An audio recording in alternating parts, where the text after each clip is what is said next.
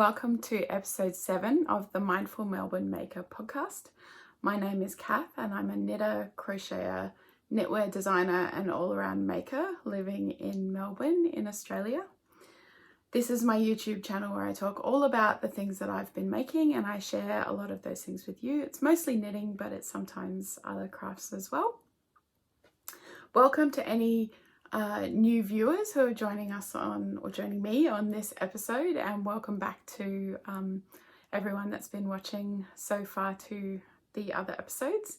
And thank you for all the comments on all the episodes so far. I'm really enjoying the engagement and all the support and making new friends through this channel. So thank you all so much for watching. You can find me, I'm pretty active on Instagram as Mindful Melbourne Maker. I'm also on Ravelry as kathsmartin, and my knitwear patterns are also on Ravelry under kathsmartin designs. So you can find me in all those places. The details for everything that I'll talk about, including my email address and other things if you want to reach out, everything is in the description box below. So you just click on more and it'll show you the details of everything that I talk about, all the patterns, yarn, links to all my Ravelry project pages. So I have project pages for everything. It'll give you all the details if you ever want to know what needles I've used or anything like that. It'll be in my project page. So you can find it down there. And there's also a Ravelry group for this podcast. So head on over to the Ravelry group. There's a link down below and you can find other makers and connect with people in that group as well. So feel free to like the video and subscribe if you want to watch more videos from me, and feel free to comment as well. I really love when you engage with the video, so thanks very much. So on the couch this week is my cozy comfort throw that I showed last week as a finished object.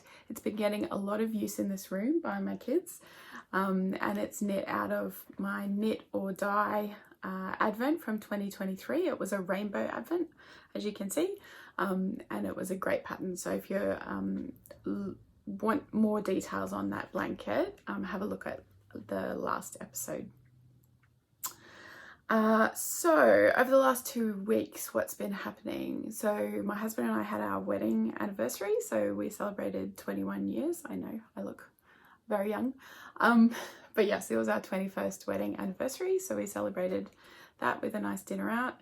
And I also finished some big things, which then caused a bit of a cast on frenzy. Some of you, I'm sure, have a very methodical, measured approach to casting on new projects. And you finish things off before you cast new things on, and I'm not like that at all. when I get the feeling for new cast-ons, it sometimes comes in a bit of a wave and a bit of a frenzy. So we had that this past fortnight, so I'll be able to show you all the fun things that I've cast on and the things that I've finished off as well.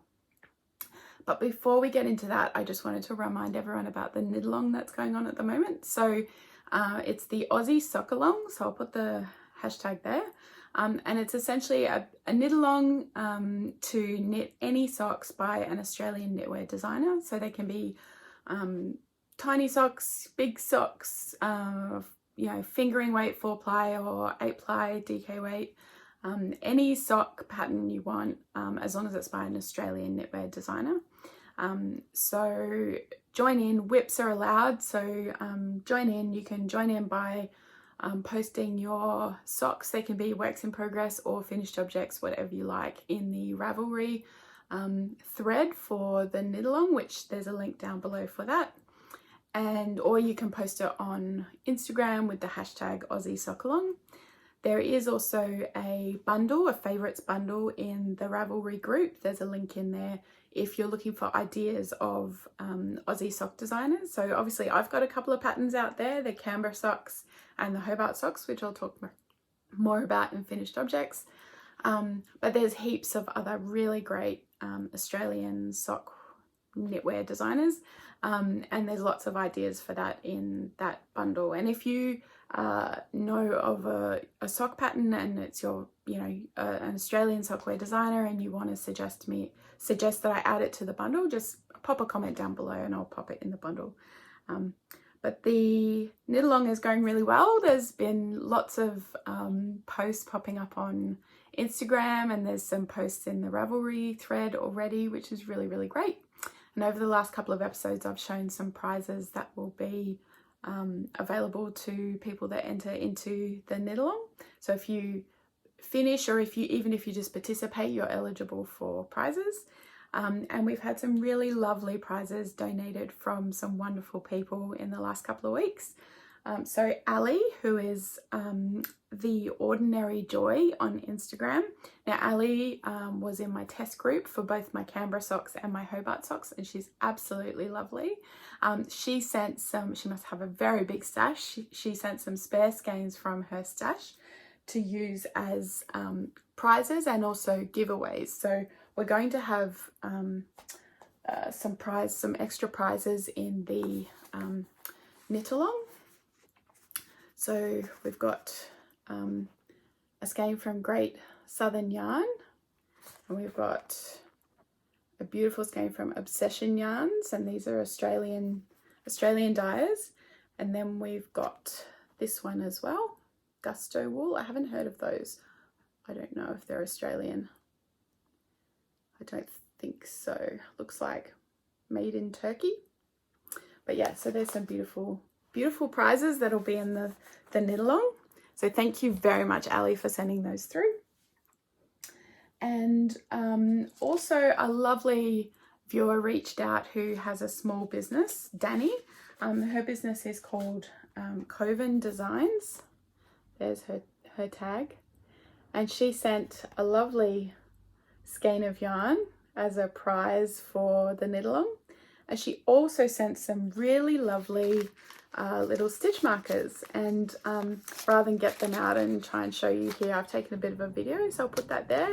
Just some lovely stitch markers to add to prizes for the giveaway. So the giveaway prizes are out of control, and you are in with a really good chance of winning some fabulous yarn and stitch markers as part of that knit along. So make sure you post on Instagram and go over to the Ravelry thread and post in there as well. And yeah, join in on the sock along. It's really fun. So Ali, The Ordinary Joy, part of her few skeins that she sent, she also said use some for a giveaway. So what I thought is we'll run a giveaway on this episode. So here is a great skein. This was my favorite out of the 4 that Ali sent. I love Maximoo yarns. Maximoo is a indie dyer in Victoria. And this skein is the Abracadabra colorway, and it's a 8515 sock yarn. It's absolutely beautiful. So for this episode, you can win this skein of yarn if you like and subscribe to the video and also comment. So you need to comment down below. Any comment will be entered. So you can comment an emoji, you can comment you know, a big long comment if you like, but like and subscribe to the channel and leave me a comment and you'll be in the running to win this skein of yarn from Maximoo Yarns. And I will draw the winner for that in the next episode. So that'll be in a couple of weeks' time. So yeah, comment down below and you could be in this giveaway. So now that we're through all of the admin stuff, let's talk about what I'm wearing, which is actually one of my finished objects. So my first finished object is a big one and I absolutely love it. So what I'm wearing is my Magnolia sweater. It's a pattern by Camilla Vad and it is absolutely beautiful and I am really, really pleased to have it finished. I knitted up in Drops Air in the colour medium grey, held with Drops Kidsilk Mohair, which is in the colour grey, and it's very, very soft It's a lovely big gauge. I think I forget what the gauge is, but it's quite a big gauge, so it knits up really, really quickly. And I went through the details of this in the last episode, but essentially it's got a big fold over collar, so you knit a double length collar, and then you knit the two ends together so it's a nice chunky fold over collar, which is really nice and squishy and warm. And it's 1x1 rib, and then it's a round yoke with lace and bobbles all over. Now I did the bobbles with a crochet hook. I used I can't remember, a big crochet hook to make the bobbles.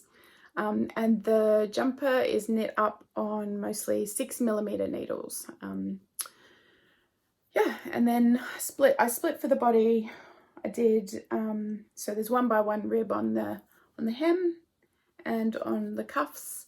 And I talked in the last episode about my trick with binding off in pattern, because this pattern doesn't require a tubular bind off or a sewn bind off. It just says bind off in pattern, which I love.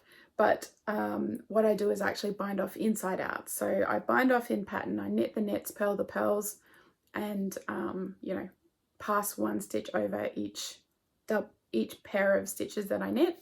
But I actually do it inside out, and what happens is the bind off, the row of stitches that you can see on the bind off, when you do it inside out, it then, when you wear it, it tends to roll to the inside, so that row of bind off stitches sort of disappears behind your knitting.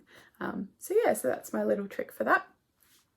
So I actually cast this one on in August last year, I think on the 18th of August, and I knit it for a couple of weeks, a few weeks, and then I put it down for months and months and months and months. And then I picked it up a few weeks ago and essentially knitted the rest of the body in a couple of days, and then I knit the two sleeves in maybe, it was about a day each, a day and a half for each sleeve. It was really, really quick while knitting other things as well. So while it did take me 11 months to finish this jumper, the knitting time is only a few weeks. So it's a really, really quick knit, or should be.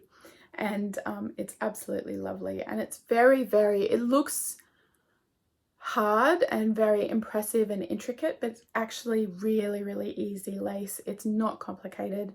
The bobbles are really the only fiddly bit, and you can leave them out if you don't. I've seen Magnolia blooms without bobbles before, so if you're really not a fan of bobbles, you can just leave those out and it still looks really lovely. So yeah, so that's my Magnolia bloom.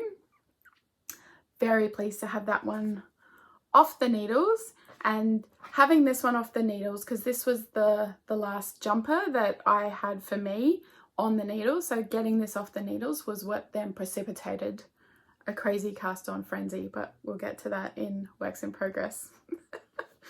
So I knit the size large, and I think that's all I was going to say about this one. So yeah, so I really, really love it. It's definitely a cold weather jumper because of the neck is quite warm, and if you don't like mohair, you might you could get away with using alpaca. That would be really soft against your neck, but I'm not too fussed and it feels nice and cozy, but definitely only for really cold days like today, which is freezing here at the moment.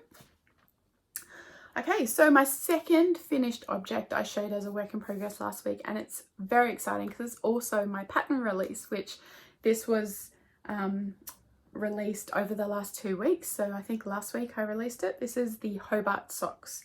So the pair that I'll show you that were a work in progress last time are the pair that I knit up for my daughter Molly. Now she picked out the very autumnal colours. It's not a colour I actually expected her to pick at all, but she picked it, and they turned out absolutely beautifully. So this is my pattern, the Hobart Socks, and it's a DK weight or 8-ply pattern. You can either hold DK weight single, you can hold 2 strands of fingering weight or 4-ply, or you can do what I did with these socks, and that's hold a strand of fingering or 4-ply and with a strand of silk mohair, or you could also hold a strand of Suri alpaca. lace weight. So yeah, so on this pair, because the pattern has a few options for heels, there's the afterthought heel, there's the fleagle heel, but there's also the slip stitch heel flap and gusset, which that's the heel that I chose to do in this one. So as you can see, I just followed the stripe pattern down the heel flap and then picked up, and it looks great. It doesn't interrupt the striping pattern too much. And with the mohair, you can see the fluff in the socks. And these socks have a really lovely chevron pattern all the way down the front, which is a lot of fun to knit. It's very, it looks really complicated, but it's very mindless. It's only a 2-row repeat, and it's very, very easy to remember. So after the first couple of rows, you've memorized it and you're off and running. So it's almost vanilla knitting. You get into a real rhythm with it, and it's very addictive, as some of my test knitters said. So yeah, so that's the pair that I knit, that I finished for Molly. The yarn, so the yarn that I used, the striped fingering weight yarn, is from HalfBaked Handdyed, and it's in the colorway Conway. So that's an Australian dyer who does a lot of self-striping. And then I held it with Rowan Kidsilk Haze in the colorway Soil, which is number 733, which just did a really lovely job of toning down those stripes and making it all meld together really nicely. So I knit this pair when the test knit was going on. So my first pair that I knit up, just as a reminder, was this pair here. And this I knit in DK weight, and I did the fleagle heel. So that's the fleagle heel there. It's really lovely and was a lot of fun. And I knit these in DK weight self-striping from Heathermade. And then I knit this pair with the test knit group. So that was a lot of fun to knit along with those. So a huge thank you to all my testers for the Hobart Socks. It was a really great, positive group. There was a lot of people jumping in to help when people got stuck. I helped where I could, but everyone sort of jumped in and gave each other support. It was really good.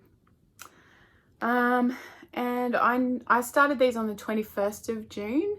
They were never my focus. I sort of knit little bits here and there. Even with them not being my focus, I finished them on the 1st of July. So it was a very quick knit. They can knit up in a couple of days, really. DK weight socks, they're very quick. And they're just lovely and cozy. And the pattern on them, if you've never knit pattern socks before, this is a really, really great pattern to start with, because it gets you into the groove of knitting a pattern. It only has a pattern on the front, so the back needle is always just plain knitting, and it's almost vanilla because there's almost no patterning rows that you need to remember, and it's very mesmerizing. No, easy to remember is what I'm trying to say. So yeah, so thank you to everyone who's already bought the pattern. The pattern is out, it's on Ravelry, it's available to purchase. And what I wanted to do was offer all of the podcast viewers a chance to get a discount as well. So if you haven't bought the pattern already, there is a YouTube discount code for podcast viewers. So if you type in the code TASTOES, which I'll put down the bottom here, you actually will get 10% off the Hobart Socks pattern, and that will run from today until next weekend, so around the 20th of July, around there somewhere, so for a week.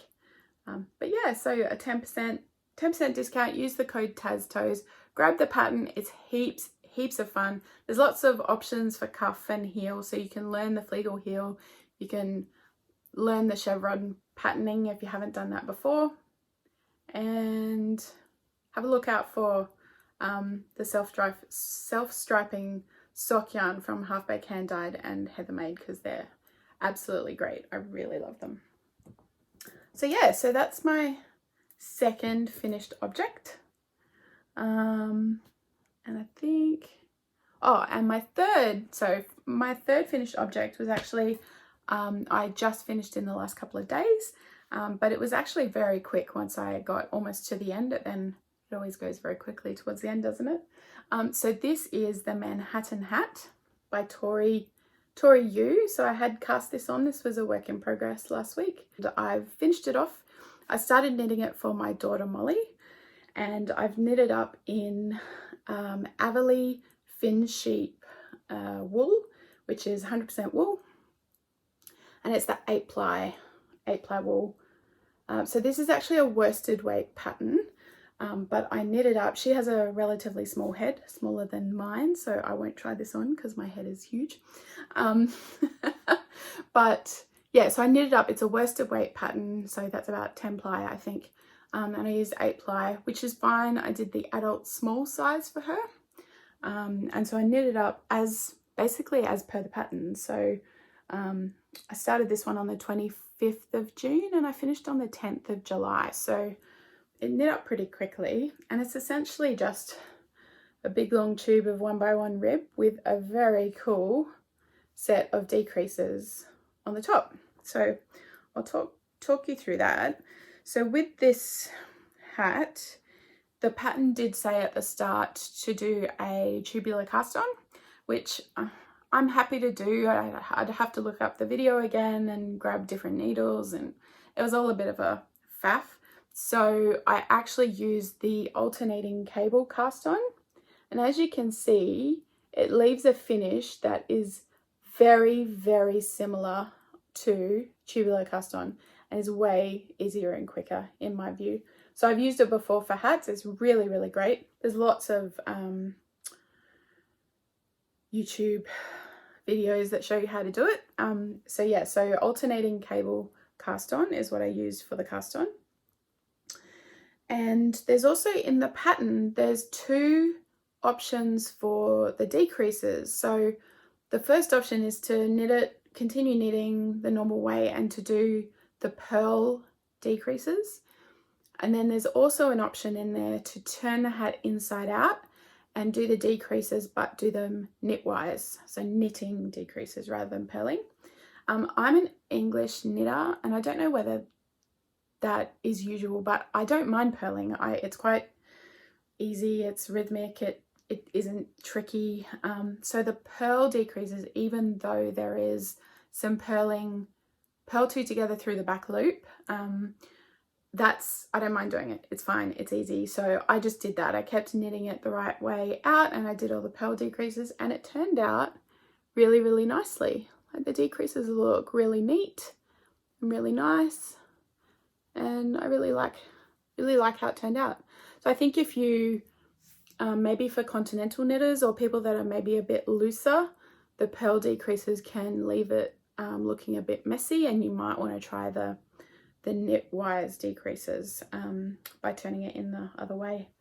But yeah, otherwise that was a very, very quick, very satisfying knit. I'll put some photos of Molly wearing the hat fairly reluctantly, but she popped it on, and I knit it in time for her to take to camp.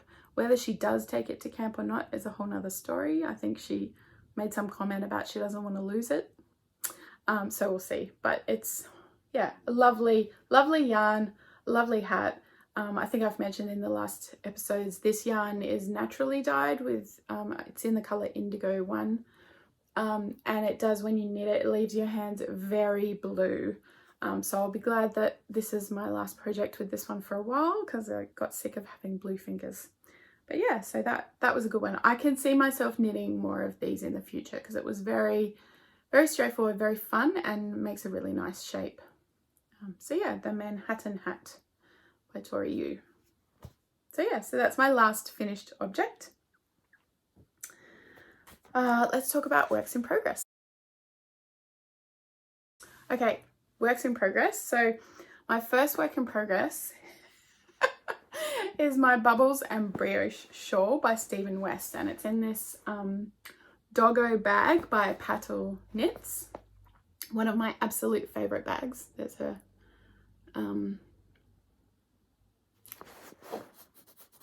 thing. Label is the word I was looking for.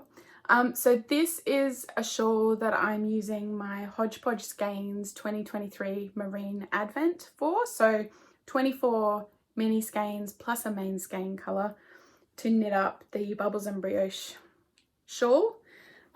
This shawl is determined not to get knit, but I am pressing ahead. I am not going to be deterred by every single stumbling block along the way, because there have been so many stumbling blocks, and there just continues to be. But let's talk about where I'm up to, and let's see where I'm up to. So, look how good it's looking. I absolutely love it. I love the yarn. The colors are incredible. The pattern is so fun and so effective, and it's just going to be an absolutely wonderful shawl. And I think that's what's getting me through all of the many mistakes and problems, which are all of my own making. Not the pattern. The pattern is great as usual, Stephen West pattern. But yes, so this pattern, I've said before,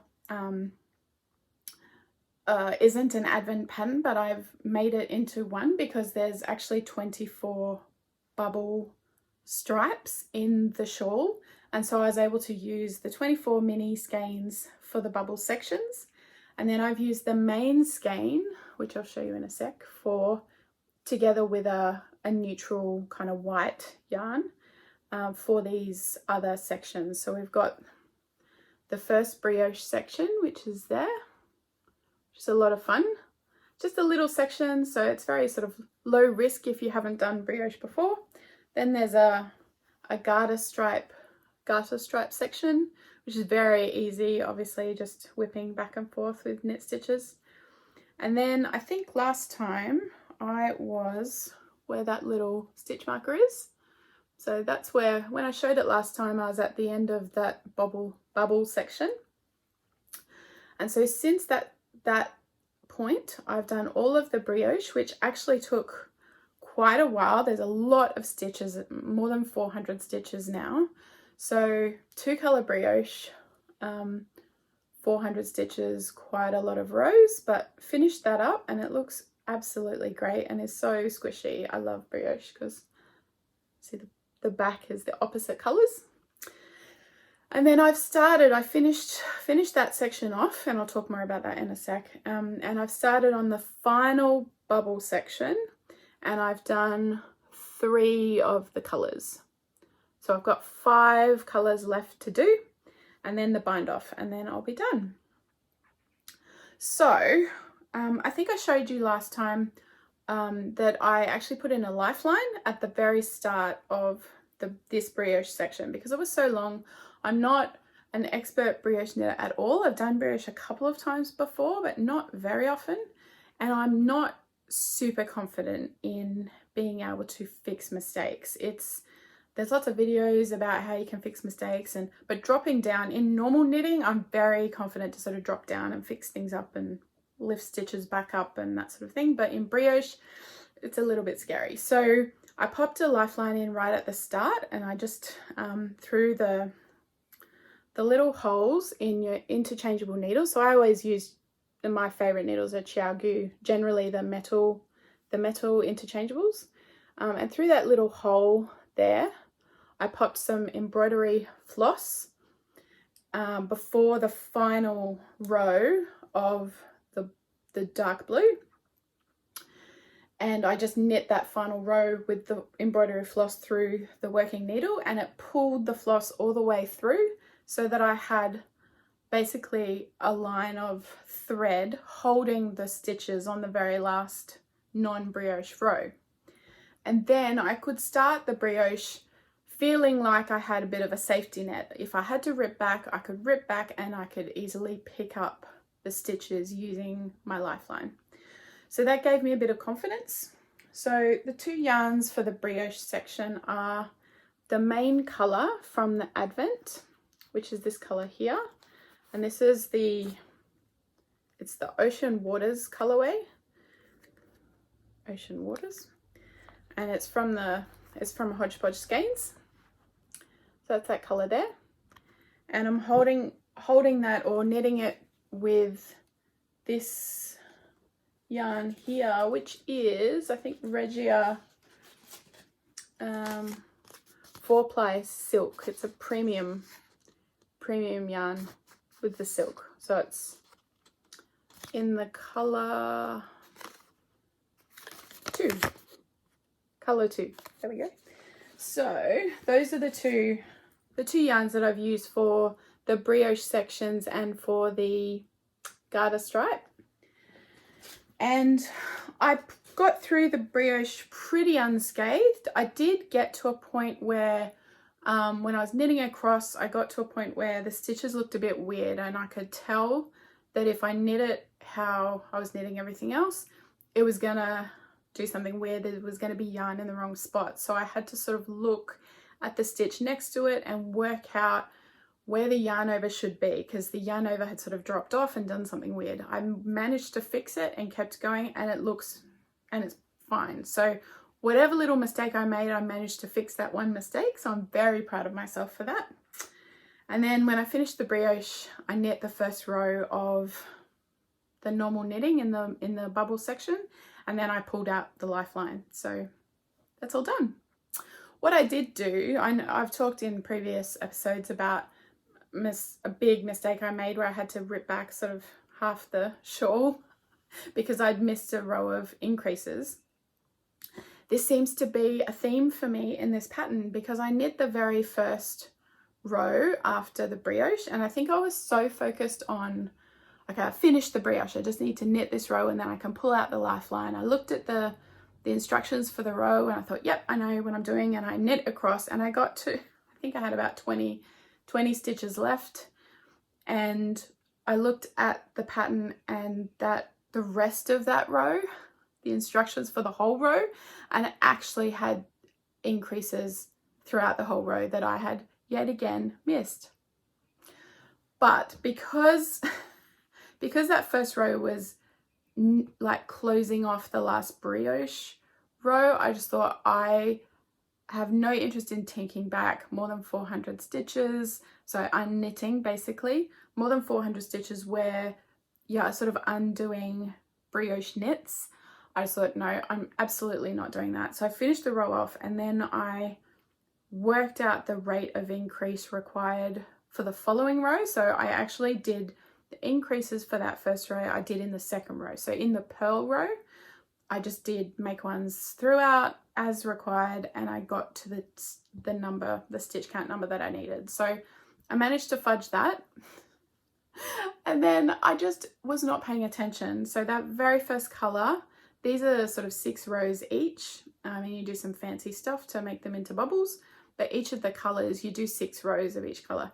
For some reason I had it in my head, and I looked at the pattern and I knit 8 rows of it. And then I started my second color and I got 2 rows in, and I looked at it and I thought, that's not right.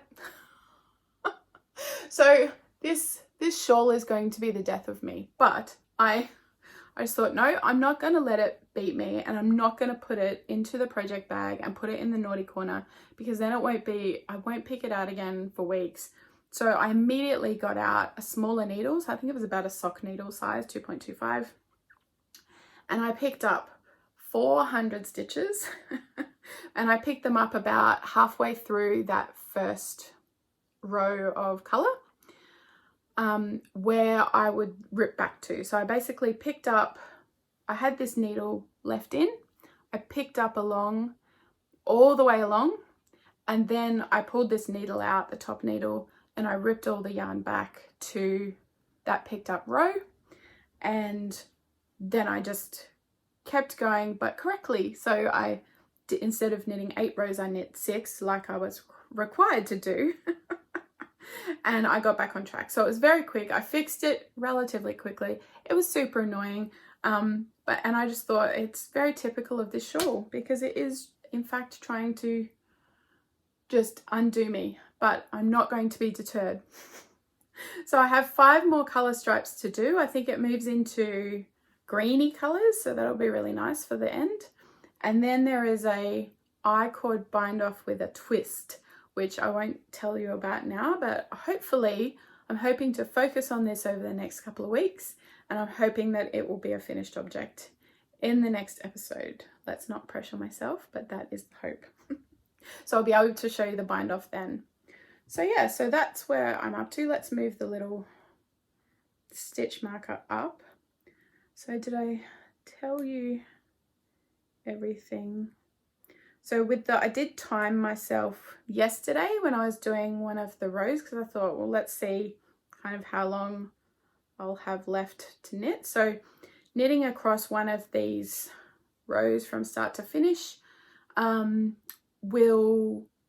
takes about 20 minutes. So I've got 5 colors left. Each of those 5 colors has to have 6 rows each. So if you times all of that, I'm sure it's some sort of horrendous number of hours. But yes, I'm hoping to have this finished. So that's Bubbles and Brioche by Stephen West in Hodgepodge Skeins yarn.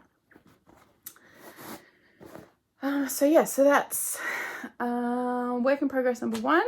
I'm knitting that on 4mm needles. I think I've mentioned that before, and I cast it on the 3rd of April. So doing pretty well for a really big shawl, and given how many mistakes I've made along the way, it's going pretty well. So the second work in progress is one of my brand new cast-ons. So this was part of my cast-on fever, and I've had this one on my list for a while. I saw it on Instagram and loved it, and then I actually went and got the yarn for it, and it's actually the recommended yarn, which is I don't knit jumpers with recommended yarn very often. So this is in a Harry Potter bag that I made, and the pattern for the bags that I make is down in the description box below if you're looking for it. So this is the Ewan sweater, I think is how you say it, Ewan. And it's on Instagram, her Instagram handle is November Knits, but her name is not anything that I'm going to attempt to pronounce on YouTube. So the name will be there, you'll be able to see it. But yeah, it's by November Knits on Instagram. It's the Ewan sweater. And the recommended yarn is, I'll show you the what I've knit so far. So what I've knit so far is a big long collar. It's 2x2 rib, and it's going to be like this one. It's going to be a folded over collar. So I'll talk more about that in a sec.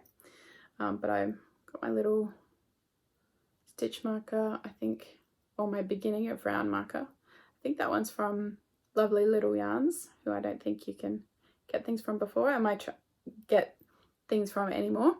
And my trusty needle stoppers. But the yarn for this is, I'm using the recommended yarn. So I've got, just get the tags. I've got Isager yarn. Where's my other tag? I don't know where my other tag went. Oh no, it's in here. So I've got Isager yarn from Sunspun in Victoria. So it's a local yarn shop in Melbourne, and they have a lot of the sort of European brands of yarn. So this is the Jensen yarn, Isager Jensen yarn, and it's 100% wool. And so they're the details there. The color is 11S, and that's this yarn here. So it's I think it's a DK, yeah, 100 grams, 250 meters. So it's a DK, an 8 ply, and it's 100% wool. So it's toothy. It's not super soft like merino, but I think it softens up quite nicely when you wash it. And then I'm holding that together with the Isager Silk Mohair, which is there, and it's in the color 11. So that's the silk mohair, and that Isager Silk Mohair is one of the softest mohairs I've ever used before. I've used it before in my Lento. So I was really pleased to pick that up for this sweater. It's really, really soft. So it really softens that quite toothy Jensen yarn. And so I've got it. I was a very, very good girl, and I knit a swatch to check my gauge. So that's my swatch there. So you can see it's quite drapey, and the gauge is not too small, so it's not going to take forever to knit up. And I was bang on gauge, absolutely bang on gauge. So I'm knitting it as per the pattern so far. I'm knitting size 5. The gauge is 16 stitches per 10 centimeters. So it's quite a big gauge, so it should knit up quite quickly. And I'm using the recommended needles, which at the moment for the collar is 4.5s, but I think for the body it's a 5mm for the body, I think.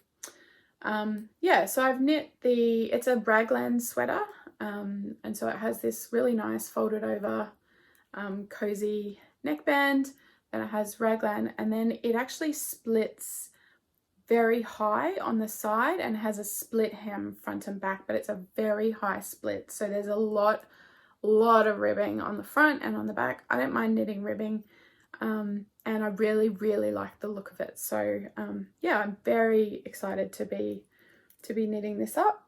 And I started, and I've basically finished the collar. The next thing I have to do is I have to knit the collar down. So I always knit it down. I don't sew it down at the end. If you knit it down, it's stretchier. So essentially what you do is you fold it over like that, and then you basically pick up the corresponding column, the bottom stitch, you pick up, and then you knit those two together, and you do that the entire way around. It sounds like really fiddly and a lot, but once you get into the rhythm, it's pretty quick. And then you can just move into the body and do the raglan increases, but do remember to change needles when you get to the body. So yeah, what else? I think I picked this. I think the style of it I absolutely love, and I can see myself wearing it a lot. And then the color, I really, really like this color for my coloring. I think I'll get a lot of wear out of both the color and the style. So I'm very excited about this one.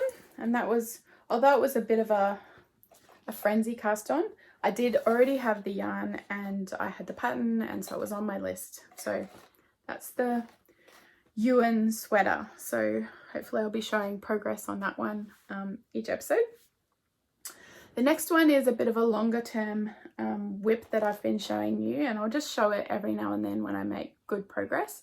But this is the Jelly Roll Blanket by Kay Jones, and I'm knitting this up as a DK weight, so 8-ply blanket. I think the pattern was originally a fingering weight or 4-ply, but she's, I think, updated it so you can knit it in DK as well, and I think lots of people have done that.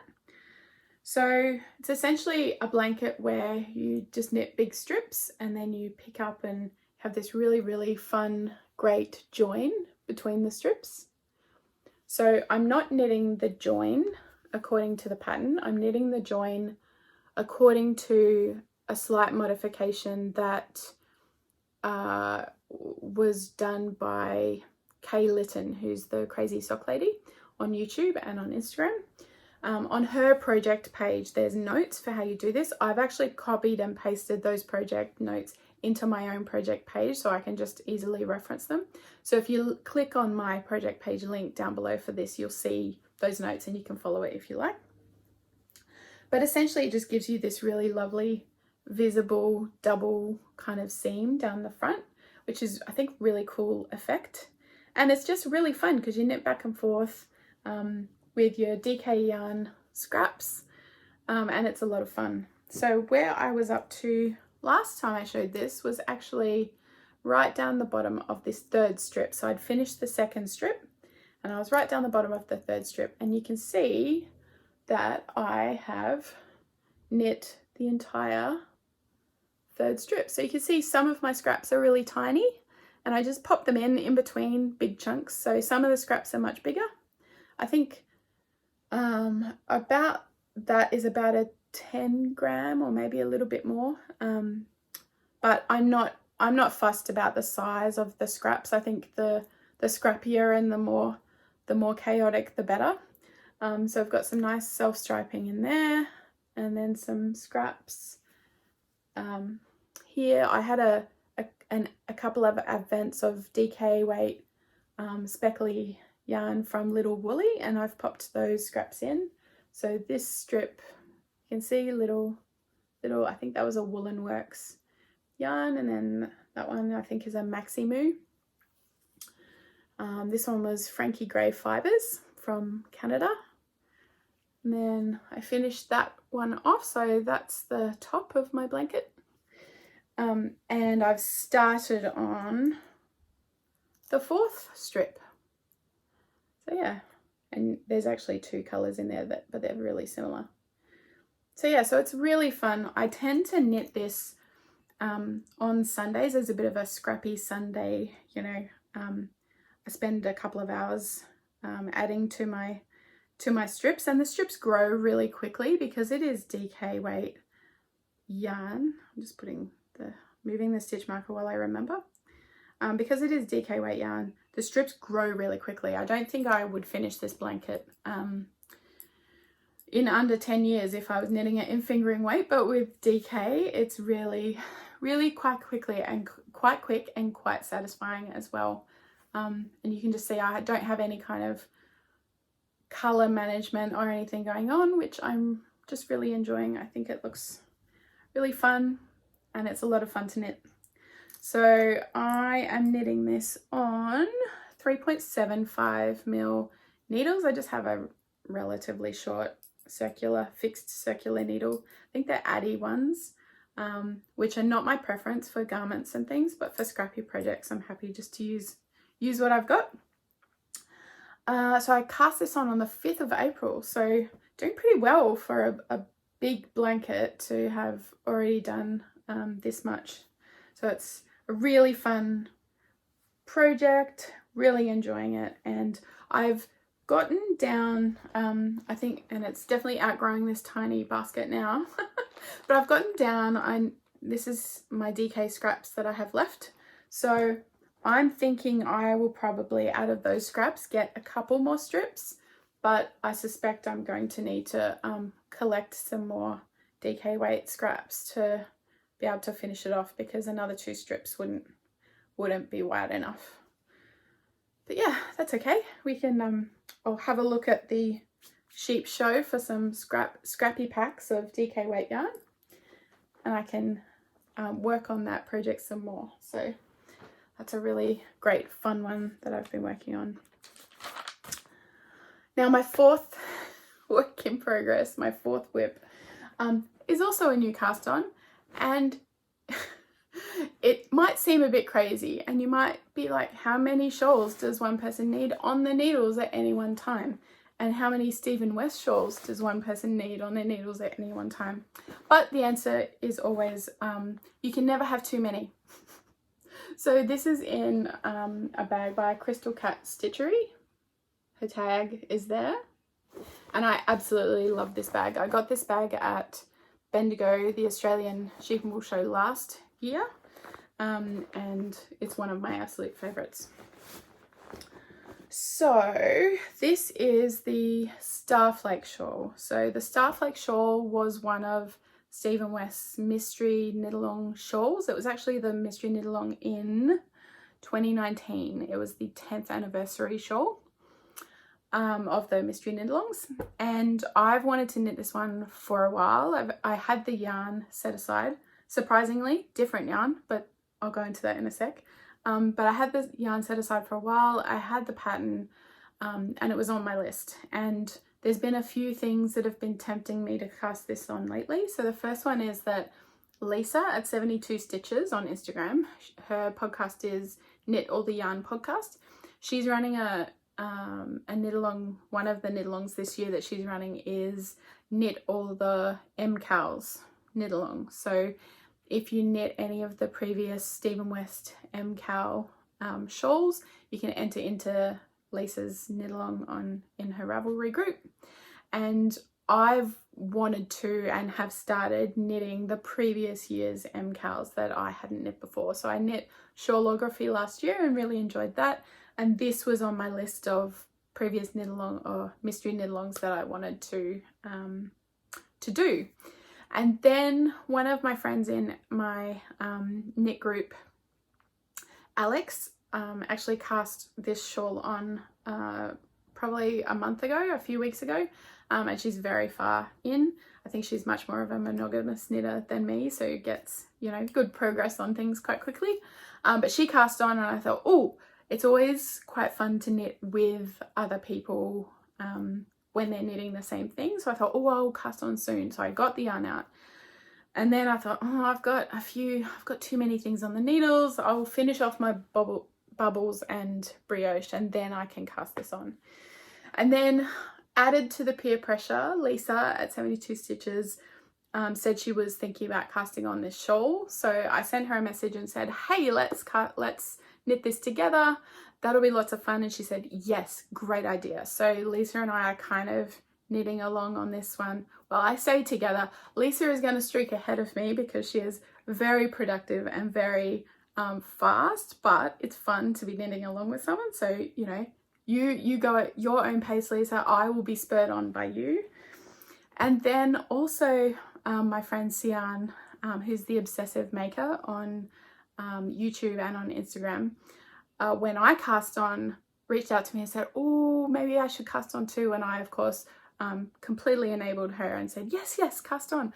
So there's heaps of people knitting this at the same time, which is super, super fun. So as I said, I did pick out yarn for this originally, and I had that set aside.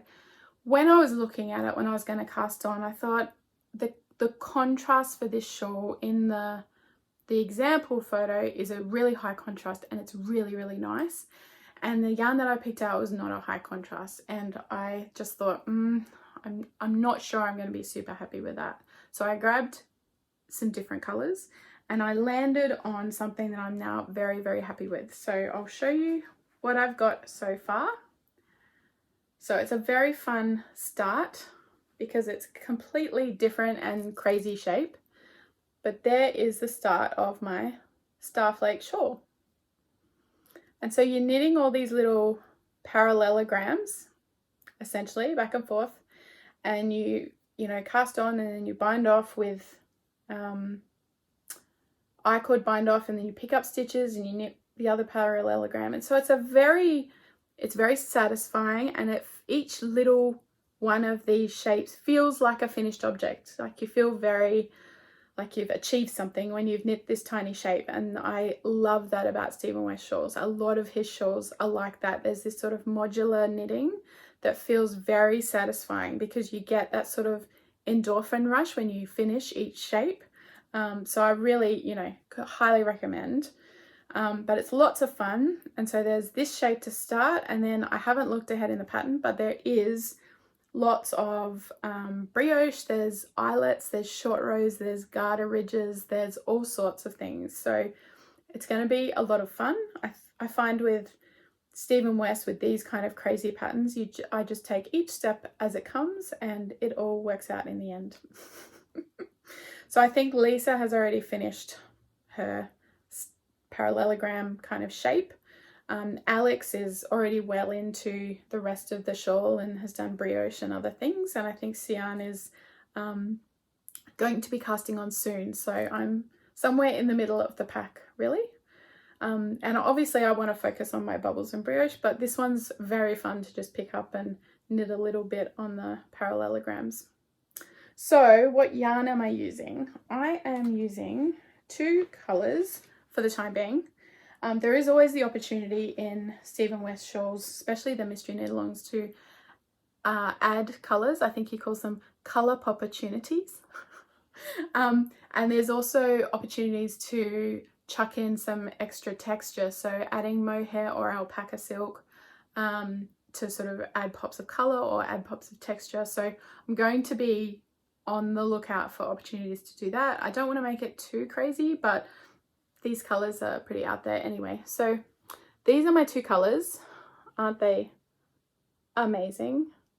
So this is my main color and I absolutely love this yarn. I have 2 skeins of it, and it actually started off its life as a flax sweater light for my daughter, but I got down to about there and she decided she didn't want it, and I was also over knitting a fingering weight sweater. So I ripped it out, and I'm so glad I did, because this is going to be the absolute perfect yarn for this shawl. So this yarn is from 3 Cats Yarn, and she's an Australian dyer, I think. I want to say New South Wales. Yeah, Sydney, Australia. So 3 Cats Yarn. The colorway is Graffiti, double F, 1T. And then the base is her Superb Sock, which is 75-25. So 75 superwash merino, 25% nylon. And it's lovely. The colors are amazing. The yarn is really soft and squishy and lovely. And so I think it's just going to be an amazing main color, because why shouldn't your main color be spectacular? And so then my contrast color is actually this bright. It looks insane on the camera, but it is actually this bright. It has this almost sheen to it. So this yarn is Woolen Works, and it's the fingering weight sock, 80-20, so 80% merino, superwash merino, 20% nylon, and it's in the Barbie colorway. So this is from Chloe's Barbie collection. I got it in the pre-order. It did take a very long time to get to me. I understand these things take time, and it was worth the wait. This pink is spectacular. But yes, so it's going to be amazing in the shawl. So yeah, so I'm actually using, for this one, I'm using the recommended needles, which I don't always do. But I didn't want, the recommended needles were 3.75, and I didn't want to go up to 4mm for this shawl. So if it's a little bit smaller than, you know, what I'm hoping for, I'll just block it out, because there's lots of stretchy bits in it. So yes, 3.75mm needles, and I may add in extra colors and things. And I think that's all for this one. So this one might go along kind of slowly while I've still got other shawls on the needles, but I do want to get this done well before the mystery knit along, the shawl mystery knit along this year, which is in October. So I'd like to finish it off before then. Yeah, and I think it'll be fun, and they're very happy colors to be knitting with, so they're good for like lifting the mood and bringing joy, which isn't that what our knitting is all about, really. So work in progress number 5.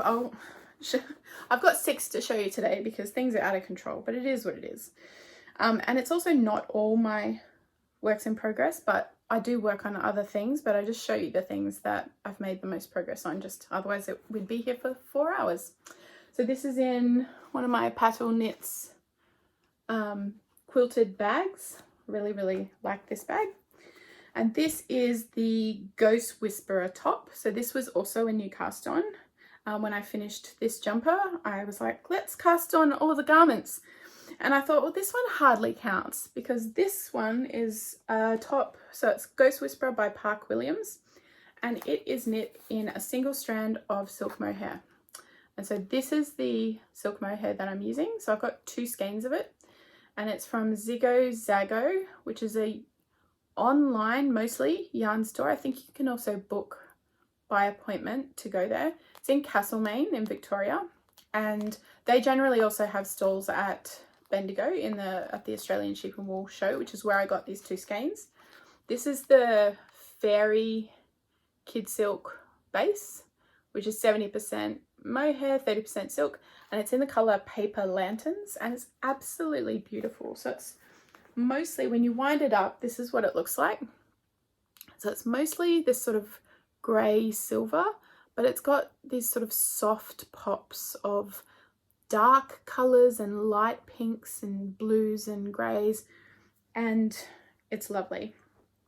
And so this top is a sheer top, so you'll be able to see through it, so you need to wear a singlet or something underneath it. But it's essentially, you knit a single strand of silk mohair, and you basically are like, it's like knitting cobwebs. It's it's so light, it's so soft and delicate, but the effect I think is going to be amazing. And the colors, I think you can see all the pops of color that are coming out.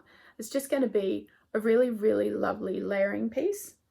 And so you start, as you can see, this is a bottom up construction, which is not my favorite because you can't really try it on, but it's bottom up. And so I'm just going to be knitting straight for the body. I think it's a super, super cropped pattern.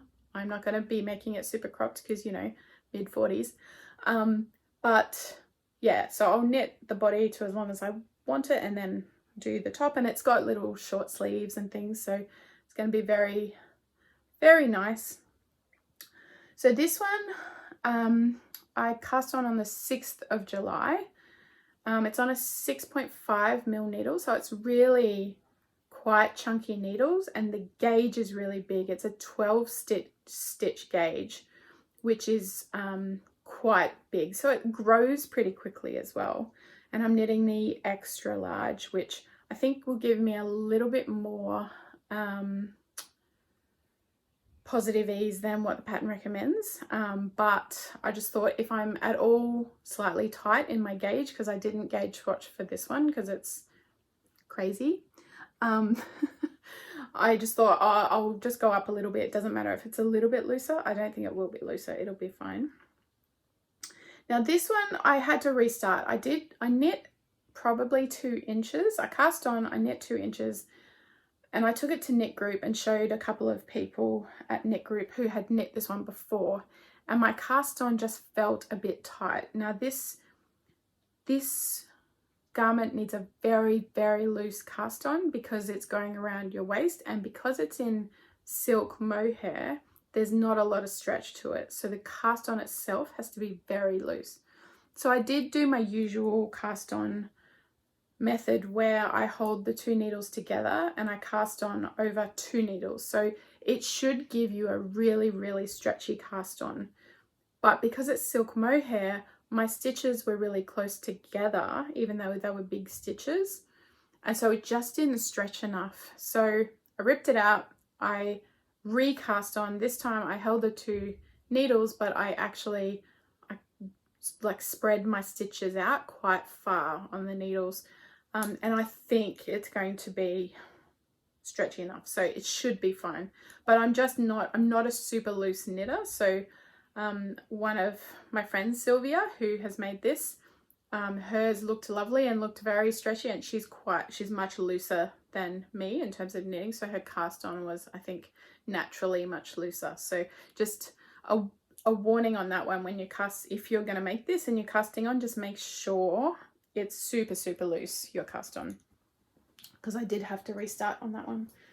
So that's not going to be my focus because I can't really wear that one at the moment. It would be a bit cold to wear that, but it's a nice little one to have to do a little bit of knitting. I kind of need to watch what I'm doing, because you have to make sure you're picking up that one strand of mohair, which is not always the easiest thing. So so that's that one. The other thing I actually should say is I usually use metal needles, so my Chiagu interchangeable metal needles, but for this project, because it's just a single strand of silk mohair, I thought that's going to be too slippery. So I'm actually using, I have a set of the interchangeable Chiagu Fortes. So this black bit is actually wood, so it's wooden needles with a metal tip. So the metal tip is great for getting under, nice and sharp, it gets in under the strand of the silk mohair really easily, picks it up, and so you don't sort of have to fuss about with that. But then the wood part of the needle makes the stitches, they're not slipping really easily back and forth on the needle because they're just a bit grippier. So that's another tip that if you're just knitting with silk mohair and your stitches are flying off everywhere, change to wooden needles or a grippier needle, and that'll make your life easier. So my last work in progress, I just wanted to mention, because this isn't a pattern yet. It's just another sock pattern that I'm kind of dreaming up and putting together, and this will be a 4-ply or fingering weight sock pattern, and I'm going to call these ones the Darwin Socks. So I was actually grew up in Darwin. I wasn't born there, but I grew up in Darwin, and Darwin is at the very top of Australia in the tropics, and so it's very hot. You don't need knitwear, but in the dry season it can the nights can be a little bit cooler. So this sock, it's a very sort of tropical colors. The yarn is from Fiberlily and it's in the color Friller, so it's just these beautiful, very tropical colors. I thought it's just fingering weight sock, and I'm doing this really great eyelet, well, it's not an eyelet pattern, it's actually sort of polka dot holes. They're quite big round holes, and I just thought, well, it's a really fun pattern, and they're going to be really cute socks. But for living in a place like Darwin, having your socks have a little bit of ventilation is quite a good thing. So I just thought that's a really cute stitch pattern. So they're going to be the next sock pattern that I'll be working through with these little polka dot holes all the way around. And then I'm doing on this pair, I'm going to do a heel flap and gusset, and I'm going to put some options in around the heel turns so that there's information for both the French and the Dutch heel turn in fingering weight sock, which I have in my Canberra socks for DK weight, but I'm also playing with the stitch pattern on the heel flap for something fun and different, just to switch things up a bit. So they're going to be my next pattern, and they'll be going off to the tech editor soon, and then they'll be out for testing. So yeah, they'll be my Darwin socks. So yeah, I just wanted to show those off. And yeah, of course, reach out, let me know if you're interested in test knitting some fingering weight or 4-ply socks, because they just take a little bit longer, don't they? But that's all the works in progress I was going to show you. I have worked on other things. I've worked on the juniper cowl a little bit here and there, and the trifle wrap and a few other things, but just mostly on the whips that I showed you. So what I'm going to be focused on for the next couple of weeks, I do want to finish the sleeves for my mum on her jumper that I'm finishing off for her. I found over the last 2 weeks that I have not picked it up at all, and it's because the cord or the needles that I had, that my mum was using for her jumper, for her sleeve, she gave me her needles, so I thought, well, I'll use them so the gauge is, not too messed up. But the cord on them is terrible. They're Knit Pro needles, which are fine, but the cord is way too short to do magic loop, but it's too long to do, in the round sleeves. So I've switched out the cord, put in a much longer cord to do magic loop, and I'm hoping to knock out those 2 sleeves in the next couple of weeks. So hopefully I'll have a finished object that I sort of half worked on in the next episode of the jumper for my mum, so that she can wear it for the rest of winter. And I also want to focus on the bubbles and brioche, and when I say focus, I mean focus. I don't want to make any more mistakes. So yes. And the other thing I've been doing is I've been binge watching the Great British Sewing Bee. So I'd never watched that before. I don't know why, but someone mentioned it at my knit group, and I started watching just from season 1 and became very quickly obsessed with it. So I'm watching that at the moment while I'm knitting. I'm hoping that it's going to inspire me to dust off my sewing machine and get some sewing done as well, but we'll see. Even if I don't, I'm still enjoying the show. So if you haven't seen that, it's worth checking it out. And next week is the Australian Sheep and Wool show in Bendigo. Very excited. It's sort of one of the biggest yarn events in Australia each year. It's sort of similar to like the Australian version of Rhinebeck. So that's going to be a lot of fun. I think I'm going on the Friday and possibly also the Saturday morning, meeting up with some other yarny friends there, and that should be a lot of fun. Looking forward to checking out all the vendors and wandering around and seeing everyone and saying hello. So that's going to be a lot of fun as well. So don't forget to like and subscribe to the channel, and leave me a comment if you want to win that skein of Maximia yarn. It's so good. So yes, leave me a comment to enter that giveaway, and I'll draw that in the next episode.